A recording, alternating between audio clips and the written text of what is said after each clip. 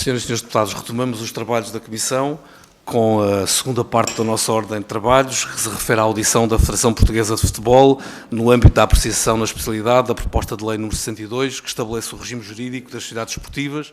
Connosco temos o Presidente da Federação Portuguesa de Futebol, Dr. Fernando Gomes, a quem agradeço muito a sua disponibilidade para nos apoiar ao Parlamento, aos grupos parlamentares, na elaboração, na especialidade desta proposta de lei. Também o Dr. Luís Sobral, Diretor-Geral da Federação Portuguesa de Futebol, e o Professor José Meirim, assessor do Presidente da Federação Portuguesa de Futebol.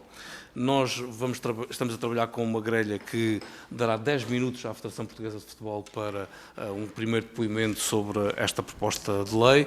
Depois, cada grupo parlamentar terá 5 minutos para colocar as questões, as dúvidas, as reflexões que entender e, novamente, a Federação Portuguesa de Futebol terá 10 minutos para tentar corresponder às perguntas dos diversos grupos parlamentares. Se todos estivermos de acordo, vamos dar início a esta audição, agradecendo mais uma vez a disponibilidade da Federação Portuguesa de Futebol, do Sr. Presidente Dr. Fernando Gomes, para nos ajudar na elaboração de uma boa e efetiva lei para o desporto. Dr. Fernando Gomes, tem a palavra. Muito obrigado. Muito obrigado. Muito bom dia pela oportunidade que nos concede. Cumprimento naturalmente o Sr. Presidente da Comissão de Cultura e Desporto da Assembleia da República e, na sua pessoa, cumprimentar todos os senhores deputadas e deputados presentes. Penso que é pública a atenção que a Federação Portuguesa de Futebol concede à legislação desportiva e, consequentemente, sendo disso caso, ao seu aperfeiçoamento, a bem da regularidade das competições desportivas, que devem pautar-se pelo respeito da integridade e de tantos outros valores do desporto.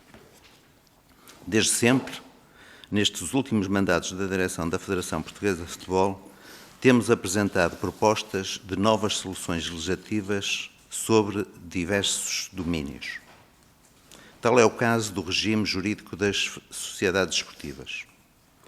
Estivemos envolvidos, nos anos de 2011 e 2012, na elaboração da proposta, que hoje ainda vigora, do Decreto-Lei 10/2013, de 25 de janeiro. Também, a quando da aprovação da Lei 101/2017, de 28 de agosto, intitulada da defesa da transparência e da integridade das competições desportivas, que esta Assembleia veio a aprovar. Este diploma veio introduzir alterações em diversos textos legais, cabendo aqui enfatizar o alcançado ao Decreto de 10/2013, de 25 de janeiro, que atrás referi, precisamente no texto normativo que aprovou o mais recente regime jurídico das sociedades desportivas. Na altura, indo ao encontro das preocupações e propostas da Federação Portuguesa de Futebol, foram introduzidas novas medidas no âmbito da proibição de subscrição ou aquisição de participações sociais, artigo 12, no domínio das incompatibilidades dos titulares dos órgãos de administração, artigo 16, e ainda foi concedido especial reforço quanto a deveres de transparência, artigo 28. Observando e monitorizando permanentemente o evoluir da realidade de futebol, a Federação Portuguesa de Futebol veio a debruçar-se ainda de maior espaço sobre as sociedades desportivas nos finais de 2020, criando um pequeno grupo de trabalho com o objetivo de vir a propor, se entendidas necessárias, novas normas sobre a presença destas entidades desportivas no sistema desportivo nacional, seja nas competições profissionais, seja ainda nas competições não profissionais. Fruto desse labor interno, a Federação enviou ao anterior Secretário de Estado da Juventude e Desporto um anteprojeto de lei respeitante ao regime jurídico das sociedades desportivas. Tal ocorreu em 28 de janeiro de 2021 e, nas palavras que acompanharam o envio ao projeto de articulado, frisamos a nossa certeza da extrema pertinência desta reforma e a reafirmação do nosso empenho em colaborar na construção de modelos de normação para o desporto e, muito especialmente, no domínio da defesa da integridade das competições desportivas. Sublinhamos ainda que este específico quadro normativo representa, na atualidade, uma das peças-chave para a defesa da integridade das competições desportivas e dos valores do desporto.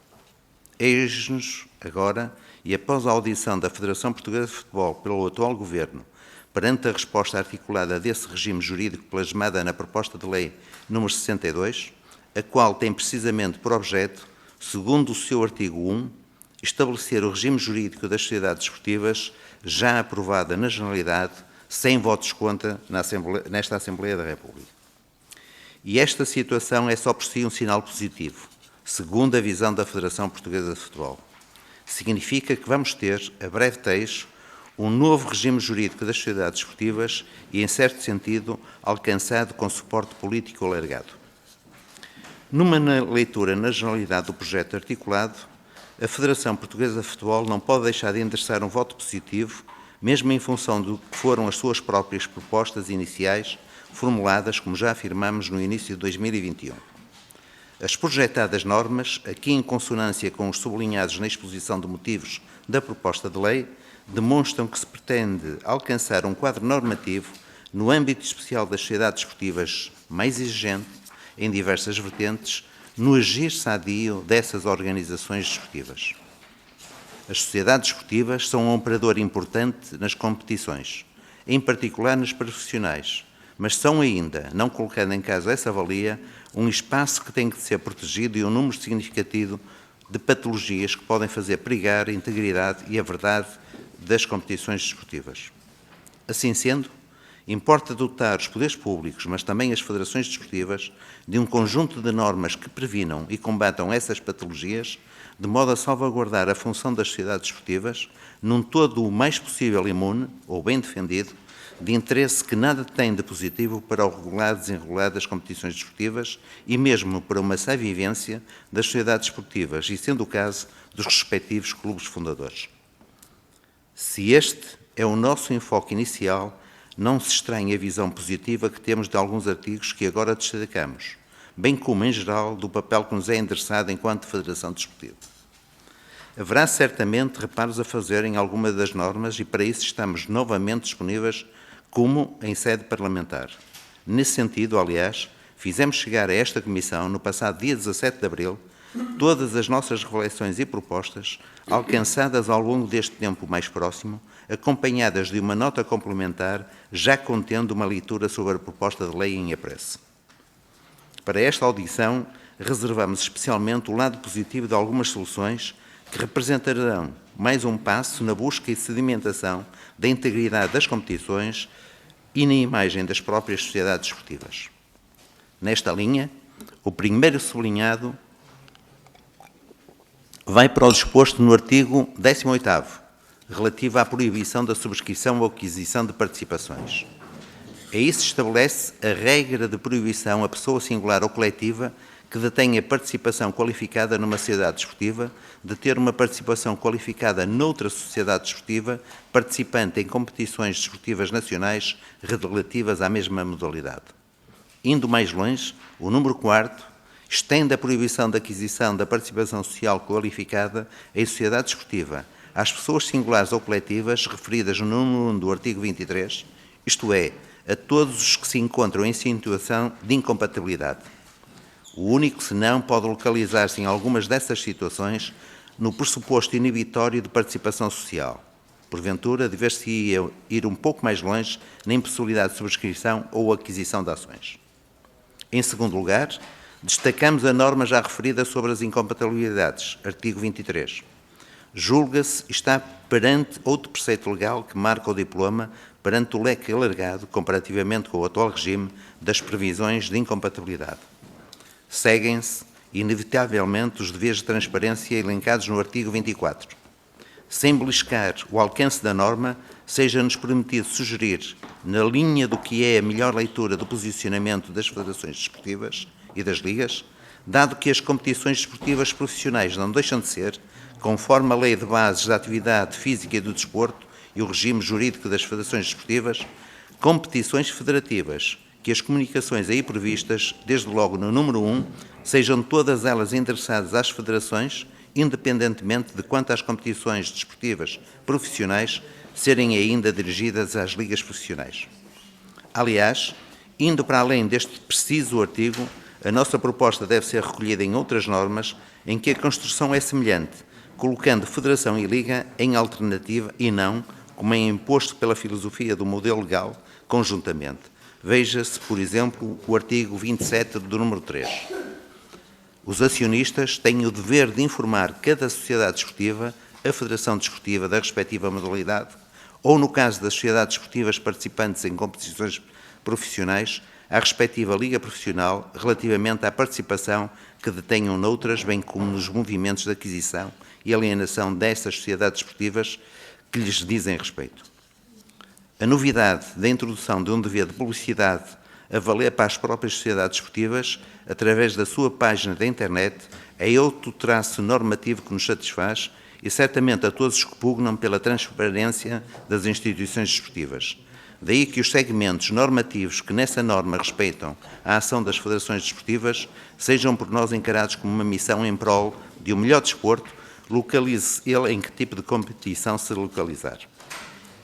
O artigo 29 vem estabelecer um núcleo significativo de deveres de informação aos clubes ou sociedades desportivas que sejam intervenientes em transferências de praticantes desportivos profissionais. Ficam essas entidades obrigadas a prestar informação relativa às transferências à Federação Desportiva que tutela a modalidade em causa e sempre que solicitada à entidade fiscalizadora das demais sociedades desportivas. É norma que, pela sua abrangência, veja-se que cobre também todos os clubes, coloca um especial ónus, porventura demasiado, no funcionamento das federações.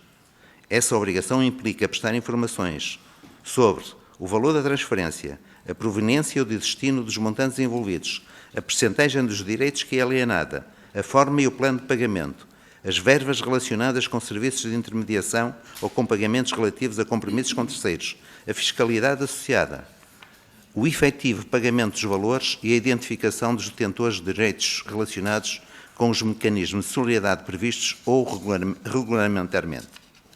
Quanto à linha G, julga-se preferível com clareza mencionar direitos de formação e mecanismos de solidariedade, de modo a cobrir, sem dúvida, as duas realidades distintas. Outras palavras desta breve intervenção vão para a fiscalização. Nos termos do proposto artigo 33, sem prejuízo de outras soluções, a fiscalização das sociedades desportivas é efetuada no âmbito da Plataforma Nacional destinada ao tratamento da manipulação de competições desportivas, nomeadamente a realização de inquéritos, inspeções, sindicâncias e auditorias externas. A este respeito, deve ser adiantado que a Federação Portuguesa de Futebol, como parte integrante do associativismo desportivo, pugna pelo maior espaço possível da liberdade associativa, de autogestão e funcionamento. Todavia, estamos crentes que o combate às doenças do desporto é uma tarefa que tem recortes evidentes de interesse público, para além do imediato interesse federativo e desportivo. Se o Estado deve intervir é precisamente neste domínio, criando as medidas necessárias conjuntamente com o movimento associativo desportivo para pôr cobro ou minimizar os efeitos negativos destas patologias. Daí que aceitemos, até por uma questão de distanciamento e independência, que esta fiscalização venha a ocorrer também por uma entidade externa às federações desportivas e às ligas profissionais. Imprescindível será que tal fiscalização seja dotada de recursos necessários e que a mesma seja verdadeiramente efetiva. Ainda neste campo, uma palavra positiva para a prova de idoneidade dos detentores de participação qualificada e os titulares dos órgãos de administração e fiscalização das sociedades desportivas, conforme o regime jurídico do artigo 34. Talvez fôssemos um pouco mais além, incluindo outros pressupostos objetivos, como sejam a não integração em órgão de gestão de sociedade declarada insolvente nas últimas duas épocas desportivas. Duas notas finais, mas que não vêm por último. Marca d'água desta iniciativa legislativa encontramos no artigo 22, regime da paridade de sexo. A este respeito, devo adiantar que, desde que iniciamos funções como dirigentes da Federação Portuguesa de Futebol, o papel da mulher no futebol tem vindo a ganhar espaço significativo num crescente contínuo. Nesse espaço temporal, a direção, de modo inédito até então, nesta modalidade, passou a incluir uma mulher nos seus órgãos sociais da direção. Nos restantes órgãos sociais, 6 mulheres desempenham funções com destaque para a presidência do Conselho de Disciplina. Quando depois olhamos para os quadros superiores e dirigentes da Federação, nota-se também, de forma clara, essa política. O cargo de Diretora-Geral Adjunta é desempenhado por uma mulher, bem como a de Secretária-Geral da Federação Portuguesa de Futebol. Quanto aos 2 diretores coordenadores, temos uma pessoa de cada sexo. Em 19 diretores e coordenadores, 6 são mulheres. Por fim, ainda a este propósito, seria injusto não destacar a evolução da prática feminina de futebol e de futsal. Os passos neste específico domínio da prática desportiva são bem expressivos e do conhecimento público. A exposição de motivos da proposta de lei agora em apreço refere logo no início que tem como um dos objetivos equilibrar a relação dos direitos entre clubes fundadores e sociedades desportivas. Ora, se mirarmos o passado bem recente, essa afirmação faz sentido em face do que foi e vem sendo registado nestas relações que conduziram a crises de todos desconhecida. Todavia, não vemos no articulado uma resposta específica para tentar obviar a esses litígios entre clubes fundadores e sociedades desportivas. A Federação Portuguesa de Futebol, desde os seus primeiros documentos entregues ao anterior Governo, até às notas complementares à análise desta iniciativa legislativa, já enviada a esta Comissão, vem propondo uma solução real, ou pelo menos o projeto para essa resolução. Refiro-me, em concreto, ao nosso proposto artigo 22A, relativamente à transferência dos direitos e obrigações que os senhores deputados têm na vossa posse.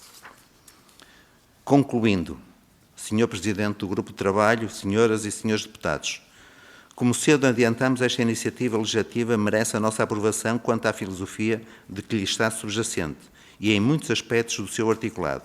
É, por assim dizer, mais um passo no combate por um desporto melhor, mais sadio e íntegro. Muito agradeço, afinal, a oportunidade que nos foi concedida de estar aqui nesta audição. Termino. Muito obrigado e estou naturalmente à vossa disposição para esclarecer alguma questão que queiram levantar. Muito obrigado ao Dr. Fernando Gomes pelo seu contributo, que penso que é um bom início também para esta audição, para todos os grupos parlamentares, para a reflexão que estamos a fazer no trabalho na especialidade desta lei. Nós vamos agora dar a palavra aos grupos parlamentares. Nesta comissão começamos por aquele que é o maior grupo parlamentar na oposição. Dou por isso a palavra ao grupo parlamentar do Partido Social Democrata. Tem a palavra o Sr. deputado Alexandre Poço. Muito obrigado, Sr. Presidente, senhoras e senhores deputados. Começo naturalmente por cumprimentar o Sr. Presidente da Federação Portuguesa de Futebol, Dr. Fernando Gomes, agradecer-lhe a exposição aqui feita, mas também os contributos escritos que a Federação Portuguesa de Futebol enviou à Assembleia da República. Gostávamos de, nesta nossa intervenção, de colocar-lhe algumas questões relativamente também a temas que já abordou na primeira intervenção. A primeira prende-se com a regulação e na sua intervenção, se nos foi possível entender, pareceu ser crítico de um modelo de maior autorregulação e passar para uma entidade externa a questão da fiscalização. E se este raciocínio que estou a fazer está consentâneo com as suas palavras, gostava de lhe perguntar se esta entidade fiscalizadora prevista ficaria melhor a CMVM ou, por exemplo, o IPDJ. Ou seja, na vossa opinião, qual é que seria o melhor modelo em termos de entidade fiscalizadora para o futuro quadro jurídico das sociedades desportivas? Por outro lado, se entendem que na versão atual desta proposta todo o objetivo de prevenção da fraude, do branqueamento de capitais e também de conflitos de interesse está assegurado ou se será necessário ainda ter uma especial incidência, nomeadamente naquilo que diz respeito ao quadro sancionatório e punitivo da proposta de lei.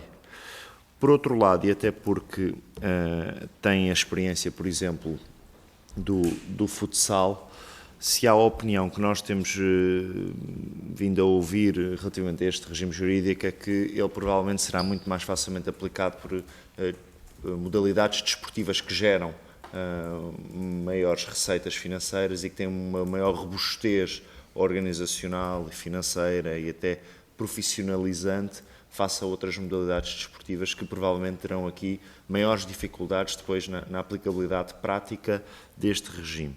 E tendo em conta que têm também a realidade de ter outra atividade que não se compara naturalmente ao futebol, gostávamos de saber qual é que é a vossa opinião relativamente a esta compatibilização entre as atividades, entre as modalidades desportivas mais profissionais, com maior robustez, e aquelas que não têm tanto, nomeadamente algumas modalidades de pavilhão. Por último, queremos também saber qual é que é a vossa opinião relativamente às necessidades, ou melhor, às exigências no que diz respeito ao reforço de capital social e também à proibição das autarquias poderem ter uma participação nas estruturas das sociedades desportivas. Sabemos que fazem referência nas vossas notas complementares também ao direito europeu, mas queríamos perceber se, existindo a possibilidade para as regiões autónomas, se entendem que é benéfica ou não a exclusão das autarquias locais. Muito obrigado. Muito obrigado, Sr. Deputado Alexandre Poço. Damos a palavra agora ao Grupo Parlamentar do Partido Socialista. Tem a palavra o Sr. Deputado Tiago Soares Monteiro. Bom dia a todos. Cumprimentar naturalmente o Sr. Presidente da Federação Portuguesa de Futebol, Dr. Fernando Gomes, e toda a sua equipa. E antes de iniciar a minha intervenção, dar uma palavra de incentivo, porque gostei da forma como, de forma crítica e densa, foi abordando vários dos artigos da presente proposta de lei.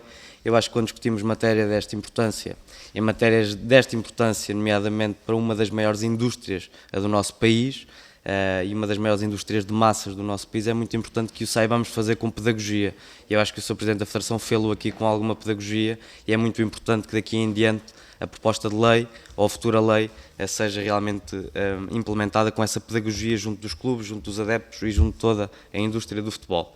Bom, de facto eu queria focar a minha intervenção aqui em 3 dimensões distintas. A primeira, agradecer-lhe naturalmente pelos contributos que enviou no dia 17 de Abril. A Federação Portuguesa tem demonstrado essa disponibilidade de estar junto de nós na Assembleia da República, já esteve connosco no grupo de trabalho Integridade e Combate à Violência no Desporto, já esteve connosco na reparação de danos, no grupo de trabalho de reparação de danos emergentes de acidentes de trabalho de praticantes desportivos profissionais, agora está connosco na discussão na especialidade desta lei. Portanto, é muito importante termos a organização que tutela o futebol profissional em Portugal, que tem uma implantação territorial também ela distinta, face a grande parte das organizações do nosso país, estar sempre permanentemente disponível para vir aos deputados a explanar aqui os seus contributos. Depois, à semelhança daquilo que já fizemos, ou que o Grupo Parlamentar do Partido Socialista já fez na anterior audição, o estado da arte não é fácil. O estado da arte é que nos últimos 25 anos foram constituídas várias sociedades anónimas desportivas, e desde esses últimos 25 anos assistimos a que 20% delas tenham sido extintas, estejam neste momento em insolvência ou estejam a caminho da dissolução. Portanto, vamos falar de 1/5 das sociedades anónimas desportivas. Portanto, desse ponto de vista, há uma necessidade clara de agir por parte do Governo, por parte da tutela, e, portanto, esta proposta de lei também revela que essa necessidade de agir foi devidamente acautelada por quem manda e por quem faz leis, e nomeadamente pelo nosso Governo da República. É possível, e eu também já disse isto em audições anteriores, ter SADs saudáveis e clubes não saudáveis. É mais difícil ter SADs em dificuldade e clubes saudáveis, porque uma SAD em dificuldade normalmente quer dizer que o clube também não andará muito saudável, porque a dimensão económica é impossível dissociá-la da dimensão desportiva de cada clube, e portanto temos de dar ferramentas, temos de dar mecanismos às sociedades anónimas desportivas para bem se sucederem economicamente, para darem ferramentas também aos clubes para serem bem-sucedidos do ponto de vista desportivo. Depois, uma terceira dimensão que tem que ver com o regime sancionatório e a entidade fiscalizadora, que é a grande novidade, ou que são as grandes novidades desta proposta de lei. Porque só com consequência é que colocaremos mais responsabilidade em cima das entidades, de um ponto de vista, de um outro ponto de vista, só com fiscalização garantimos que as normas são cumpridas de forma a que as SADs tenham os tais sucessos. Portanto, queremos reequilíbrio de direitos entre clubes fundadores e sociedades anónimas desportivas. Eu acho que é fundamental termos leis que de facto apostem nessa dimensão, para além da demonstração de idoneidade, que o Presidente da Federação já aqui falou muito bem, da demonstração de capacidade económica, do combate ao conflito de interesses, e bem sabemos dos exemplos flagrantes que tivemos de compradores de sociedades anónimas desportivas, de investidores, que também ao mesmo tempo eram donos de casas de apostas, e o que isso prejudicou a saludabilidade do futebol nacional, e depois a transparência em todos os processos, e desse ponto de vista creio que estamos mesmo no bom caminho. O facto de ter o acolhimento de todos os partidos nesta casa, na generalidade, demonstra que estamos no bom caminho, e o facto do Presidente da Federação Portuguesa de Futebol vir a esta casa dizer que esta lei é uma boa reforma e que vem no tempo certo é sinal que de facto estamos também no bom caminho. Portanto, queria colocar aqui 2 questões muito simples. Uma delas tem que ver com esta intervenção do Estado. O Sr. Presidente da Federação falou das preocupações, deu alguns elogios, deu inclusive sugestões, que já nos elencou, mas eu queria saber que pontos positivos desta proposta é que consideram que devem ser alavancados. Ou seja, temos pontos negativos, temos com certeza pontos a ser melhorados, mas dos pontos positivos, o que é que de facto fará efetiva diferença no futebol profissional em Portugal? E depois uma matéria que é particularmente cara ao grupo parlamentar do Partido Socialista, que é a relação laboral. Nós inclusive já ouvimos aqui sindicatos, temos perfeita noção de como é que é a relação laboral entre atletas e clubes, e a Federação Portuguesa de Futebol tutela as sessões desportivas distritais em todo o país, e portanto sabemos perfeitamente os casos que muitos deles acontecem nestas federações, a relação laboral que os atletas têm com os clubes. De facto, o que é que podemos fazer mais para assegurar que esta relação laboral é cumprida com a seriedade, mas também qual a opinião da Federação face àquilo que a proposta já prevê para que a relação laboral seja cada vez menos subvertida e seja cada vez mais vantajosa para os clubes e para os atletas. Da nossa parte, agradecer-lhe o seu contributo, agradecer as suas sugestões, as suas críticas, as suas preocupações e demonstrar a disponibilidade daqui em diante para acolhermos algumas das propostas da Federação Portuguesa de Futebol. Muito obrigado. Muito obrigado, Sr. Deputado Tiago Soares Monteiro. Damos a palavra agora ao Grupo Parlamentar da Iniciativa Liberal. Tem a palavra a Sra. Deputada Patrícia Gil Vaz. Obrigada, Sr. Presidente. Cumprimentar a Federação Portuguesa de Futebol. Agradecer por estarem aqui também para contribuírem à semelhança que já temos vindo a fazer com as diversas audições para o assunto que nos traz aqui, que é a proposta de lei do Governo para estabelecer o regime jurídico para as sociedades desportivas. A proposta é esta, em relação à qual a Iniciativa Liberal já se manifestou favoravelmente e que tem recebido contributos de várias entidades deste setor. Vem ao encontro da nossa preocupação aquelas que são a clareza e a transparência que nós consideramos fundamentais em todos os setores da sociedade portuguesa e, por maioria de razão, é uma exigência essencial também nesta vertente desportiva, seja em que modalidade for. Neste contexto, foi com alguma preocupação que tomámos conhecimento nos últimos meses de notícias que estão relacionadas com uma eventual fuga aos impostos do anterior Selecionador Nacional de Futebol, que seriam do conhecimento da Federação e, na nossa entender, são suspeitas de especial gravidade, atendendo até ao facto da Federação ser uma instituição de reconhecida utilidade pública. Entendemos que esta discussão deve ser cabalmente esclarecida para que todas as questões e todas as dúvidas fiquem dissipadas e é o que exige também a opinião pública portuguesa. Quanto ao assunto concreto que nos traz aqui, é que sublinhamos que este novo regime introduz um equilíbrio que faltava entre os clubes e as sociedades desportivas. Importa, como aqui se prevê, que os candidatos e investidores que estejam interessados em adquirir posições qualificadas nas sociedades desportivas façam uma demonstração prévia daquela que é a sua capacidade financeira e comprovem precisamente a origem desses mesmos recursos e, portanto, realçamos o facto desta nova lei prever a criação de uma plataforma de combate à manipulação das competições desportivas que sejam dotada de competências fiscalizadoras. Esperamos que esta entidade seja criada o mais breve possível após a entrada em vigor desta proposta de lei, que não seja um mero instrumento retórico e antes um meio suplementar de credibilização da indústria desportiva. E passando àquelas que são as perguntas que teremos para endereçar e que podem contribuir para melhorar esta proposta de lei, passaria a perguntar se lhes parece positiva a possibilidade que se abre de agora em diante, dos clubes poderem optar por sociedades esportivas, sociedades por cotas com vários sócios, sociedades unipessoais por cotas ou sociedades anónimas unipessoais. Se ficará salvaguardada a partir de agora a fiscalização preventiva de futuros investidores no futebol, se a nova plataforma de combate à manipulação de competições esportivas, que ainda está por criar, será a melhor entidade de fiscalização e escrutínio dos novos investidores e, por último, se o regime sancionatório que se propõe introduzir para quem não cumpre estas obrigações legais parece ser o mais adequado. Obrigada. Muito obrigado, Sra. Deputada Patrícia Gil Vaz. Damos agora a palavra ao Grupo Parlamentar do Bloco de Esquerda. Tem a palavra a Sra. Deputada, Vice-Presidente desta Comissão, Joana Mortágua. Muito Muito obrigada, Sr. Presidente. Cumprimentar o Sr. Presidente da Federação Portuguesa de Futebol, os restantes representantes da Federação Portuguesa de Futebol. Já foi aqui colocada a coincidência da passagem do Belenenses às competições profissionais como um dos exemplos de porque é que era necessária uma legislação que equilibrasse os poderes entre os clubes desportivos fundadores e as sociedades desportivas.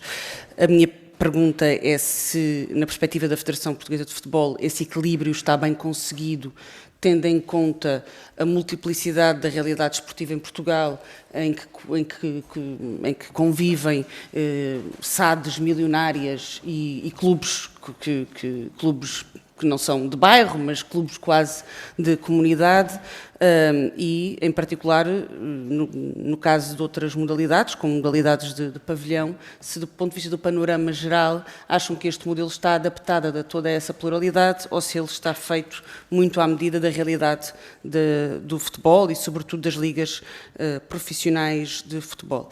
Queria perguntar, em relação à constituição das SADs, a lei levanta a possibilidade de constituição de SADs por sexo, ou seja, SADs para a prática feminina da modalidade e uma SAD para a prática masculina da modalidade. Pergunto, na perspectiva da Federação, que sei que tem trabalhado muito as questões de género e da igualdade na prática de futebol, se consideram que esta possibilidade de distinção é benéfica ou prejudicial ao desenvolvimento das modalidades praticadas por mulheres. A última questão relativamente a esta matéria tem a ver com a fiscalização. A Liga pronunciou-se a favor da atual Comissão de Auditoria, a Federação aqui diz preferir uma entidade externa. Pergunto que tipo de recursos é que uma entidade externa teria para funcionar e as vantagens de ser uma entidade externa a fazer esta fiscalização. Por último, sei que a Federação não está cá para falar sobre este assunto, mas nós não conseguimos trazer cá a Federação para falar sobre este assunto, apesar do Sr. Presidente ter-se disponibilizado para prestar todos os esclarecimentos ao Parlamento sobre a contratação da equipa técnica da seleção. O PS impediu essa audição e, portanto, deixando toda a liberdade, sabendo que não é esse o tema da audição, mas aproveitando essa disponibilidade para o Sr. Presidente, em querendo poder responder brevemente sobre os moldes dos contratos da nova equipa técnica da seleção portuguesa e da correspondência ou não desses novos moldes de contratação da equipa técnica, nomeadamente o novo selecionador, com o modelo que a autoridade tributária já entendeu que era abusivo, isto em nome da transparência que acho que todos queremos na contratação da nossa seleção, que todas e todos também apoiamos. Muito obrigado, Sra. Deputada Joana Mortágua. Agradeço todas as questões colocadas pelos diversos grupos parlamentares. É claro que a Sra. Deputada Joana Mortágua já antecipou aquilo que eu iria dizer, mas como também a Sra. Deputada Patrícia Gil Vaz fez essa referência, eu quero apenas recordar ao Sr. Presidente da Federação que o objeto desta audição extravasa as questões que foram colocadas sobre a contratação selecional e, portanto, não está obrigado a responder a essa questão, responderá se entender. A minha perspectiva é que eu, enquanto o deputado que dirige esta comissão, não tenho o direito de cercear que os deputados façam as perguntas que entenderem. O deputado é livre de perguntar aquilo que entende, mas eu tenho o dever de comunicar que não está, obviamente, obrigado, nem tem o dever de responder a essas questões, mas pedi-lhe que, no âmbito desta audição, que é das Sociedades Anónimas Desportivas, tentasse responder àquilo que foram as questões e as dúvidas e as reflexões que os diferentes grupos parlamentares aqui colocaram e que nos ajudasse a que esta lei, que já não teve votos contra na primeira votação, seja agora uma lei densificada e que garanta a transparência e o fair play ao desporto. Muito obrigado, Sr. Presidente. Tem a palavra.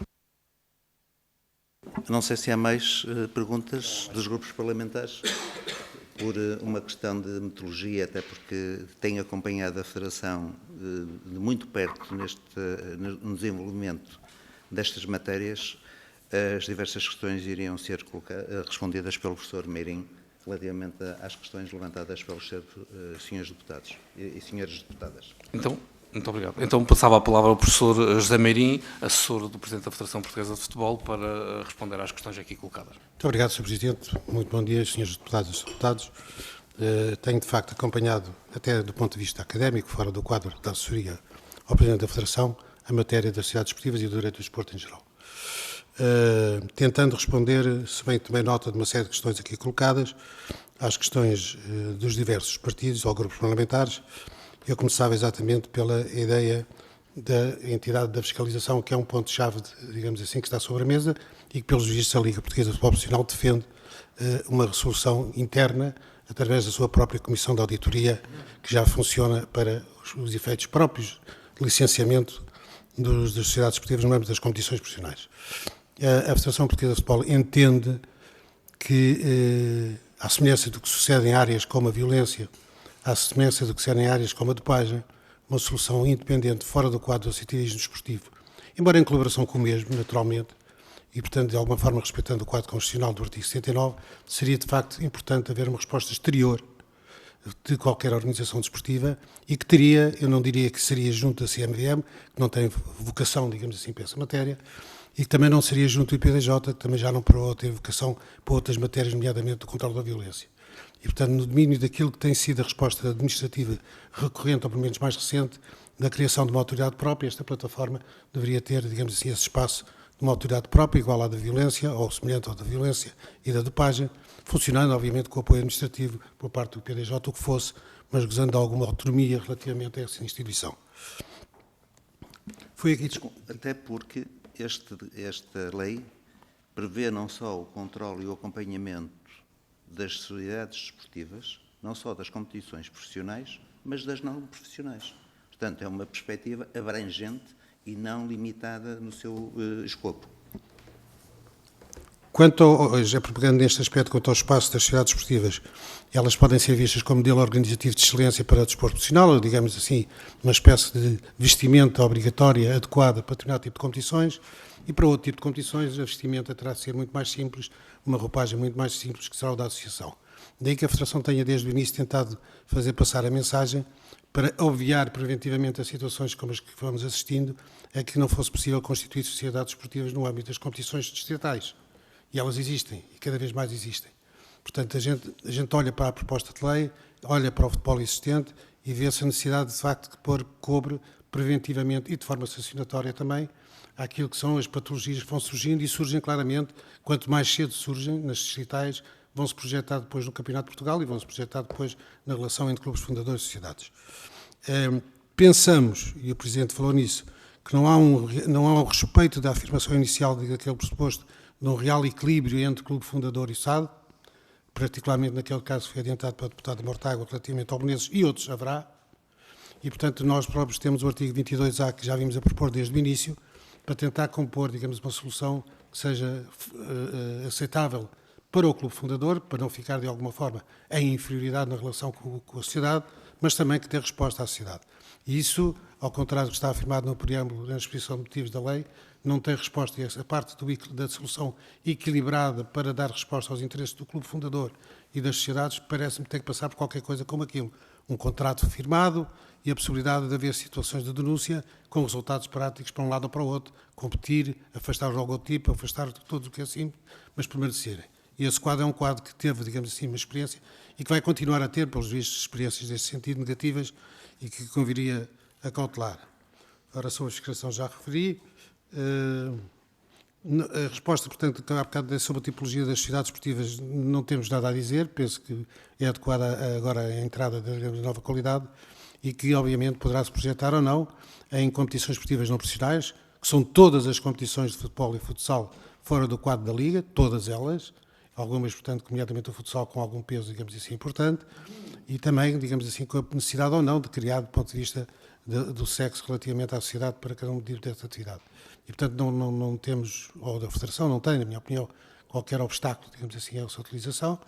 O nosso medo, entre aspas, o nosso receio, é sempre, de facto, ter a ver com a ideia de contaminação, digamos assim, do capital que vem para as sociedades esportivas, por quem vem, para o que vem, digamos que potencia, de facto, e onde começa a vir, por exemplo, logo ao nível de campeonatos distritais, que potencia, de facto, situações como esta e piores, em que há clubes, digamos assim, que na busca de algum financiamento acabam-se por, entre aspas, entregar a projetos não muito credíveis e depois, mais tarde ou mais cedo, dá o resultado final, que morre o clube, morre a sociedade e o empresário ou o investidor foge. E, portanto, a nossa preocupação é um bocadinho mais atrás sempre, e daí concordarmos com todas estas alavancas que aqui existem relativamente a esta matéria. Há uma referência da aplicação do regime, já não do ponto de vista técnico, mas do ponto de vista interessado, digamos assim, do direito aplicável também à lei sobre branqueamento de capitais e de combate ao terrorismo. Não sei se pretende, parece que sim, em encontrar nas sociedades anónimas desportivas, competições profissionais ou não profissionais, entidades não financeiras a serem abrangidas por esse diploma, o que é de facto é um salto bastante grande, diria eu, que não se recusa, mas eu diria que, por exemplo, tanto quanto eu sei, só a Bélgica é que tem neste momento essa resposta ao nível de incluir como as entidades não financeiras na luta ao branqueamento os clubes, a Federação e a Liga Belga de Futebol.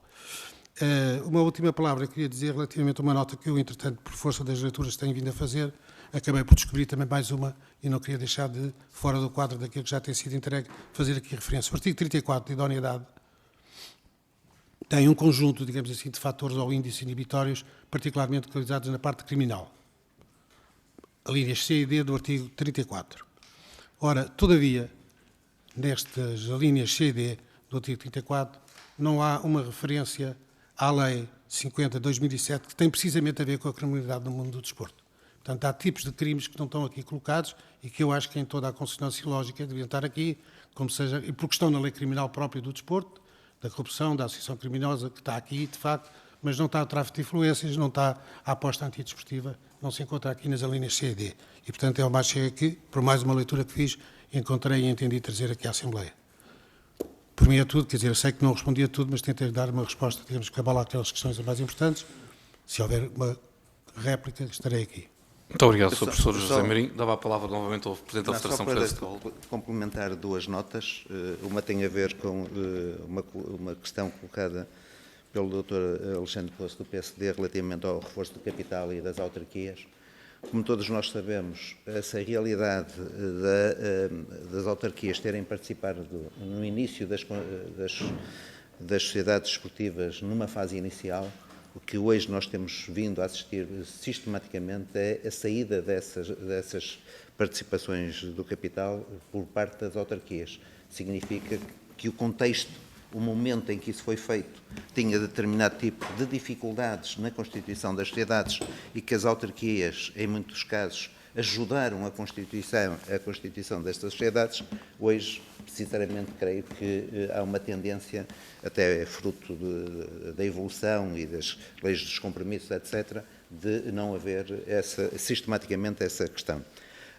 Uma outra questão levantada relativamente, creio que foi pela Joana Mortágua, relativamente à constituição das sociedades desportivas do género, nós vemos isso como um fator positivo na perspectiva de que pode potenciar, através da constituição de uma sociedade desportiva para uma situação específica da modalidade, tendo em conta o género dessa atividade desenvolvida, no sentido de captar investidores que, neste momento, começam a aparecer unicamente interessados em investir no feminino. E, portanto, por vezes não estarão tão interessados em participar, em investir numa modalidade global, mas muito vocacionados para o desenvolvimento do futebol feminino e, nesse sentido, vemos, não criando nenhum tipo de problema, digamos assim, relativamente, digamos, a essa Constituição, vemos claramente como um fator positivo no sentido de desenvolver e de captar investimento para desenvolver ainda mais o futebol feminino. Muito obrigado, Sr. Dr. Fernando Gomes. Não sei se o professor José Marinho queria ainda acrescentar o tempo. Isso mais chega, já agora está no documento escrito, ou estão em vários documentos escritos, relativamente às regiões autónomas, a situação, a meu ver, coloca-se como as autarquias locais. E é avançado, digamos, o facto dessa situação teve, de facto, uma lógica própria de um tempo, em 1997, em que, de facto, isso surgiu, e há, eventualmente, ainda algumas cidades, a região autónoma da Madeira depois acabou por, em alguns momentos, acionar a venda das suas próprias ações. Agora não vejo razões para se manter, digamos assim, a possibilidade das regiões autónomas participarem ao contrário das autarquias locais, ou seja, até por questões de direito europeu de financiamento público de empresas e até porque aquilo que é na lei de base um princípio forte de proibição a todo o título de apoio aos clubes que participam em competições profissionais.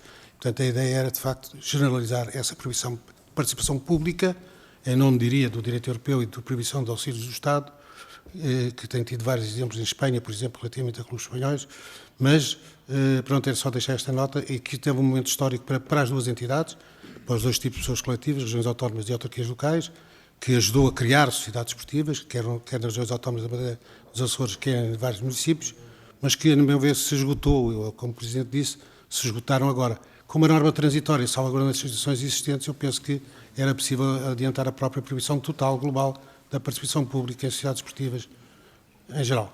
Obrigado, desculpe. Muito obrigado.